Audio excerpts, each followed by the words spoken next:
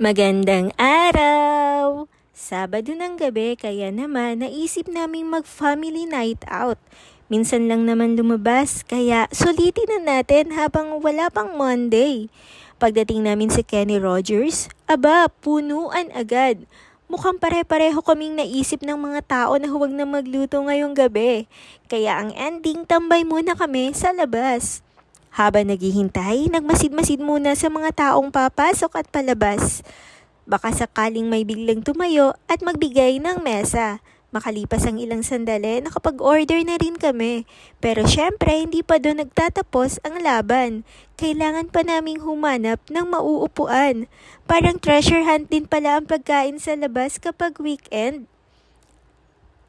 At sa wakas, may available na ring spot. Kaya agad ko silang tinawagan. Parang nakakuha ako ng winning ticket. At dahil gutom na kami, akala namin mabilis na ang kasunod. Hindi pala. Halos 1 oras din kami naghintay ng order. Pero okay lang naman, naiintindihan namin dahil ang daming tao talaga nung gabing iyon. Habang naghihintay, kwentuhan muna, tawanan, at kung ano-anong topic na lumalabas kapag gutom na ang pamilya. Hindi namin namalayan, 9:00 na pala. At habang tumatagal lalong lumalamig, parang bonus yata sa Kenny Rogers ang aircon hanggang buto. May pa-holding hands pa nga kami, hindi dahil sweet, kundi dahil giniginaw na kami. At finally, dumating na rin ang pinakahihintay namin. Parang may background music pa sa isip ko nang makita ko ang pagkain. Chicken solo B ang order namin at ang side dishes naming tatlo ay macaroni salad at potato. Habang si AA naman is steamed vegetables at fruits. Pagdating ng pagkain, wala nang usap-usap. Lapangan agad, tahimik ang lahat. Alam mong masarap kapag wala nang nagsasalita sa mesa.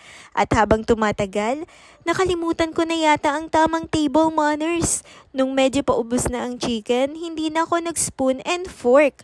Kinamay ko na. Simot sarap talaga. Wala nang arte-arte kapag gutom. Ang importante, masarap. Si AA na nakakatuwang panoorin dahil ang dami rin niyang nakain. At syempre si Kuya Paul, parang may personal mission na ubusin ang muffins namin. Halos siya na yata ang nakaubos ng lahat. Mukhang may separate stomach talaga para sa dessert. At dahil busog na si AA, may pa-dance number pa pagkatapos kumain. Iba talaga ang energy ng mga bata. Tayo, pagkatapos kumain, gusto nang umuwi at humiga. Sila, gusto pang sumayaw. At ganyan natapos ang aming simpleng Saturday night out. Maraming hintayan, konting lamig, maraming tawanan at higit sa lahat masarap na pagkain kasama ang pamilya. Happy tummy, happy family. At maya-maya, umuwi na rin kami dahil ang busog na tiyan at masasayang ala-ala hanggang sa susunod na family adventure. At tandaan, minsan hindi kailangan ng mamahaling gala para sumaya. Basta kompleto ang pamilya, may masarap na pagkain at may kasamang tawanan, panalo na ang gabi. Yun lang, maraming salamat. God bless everyone.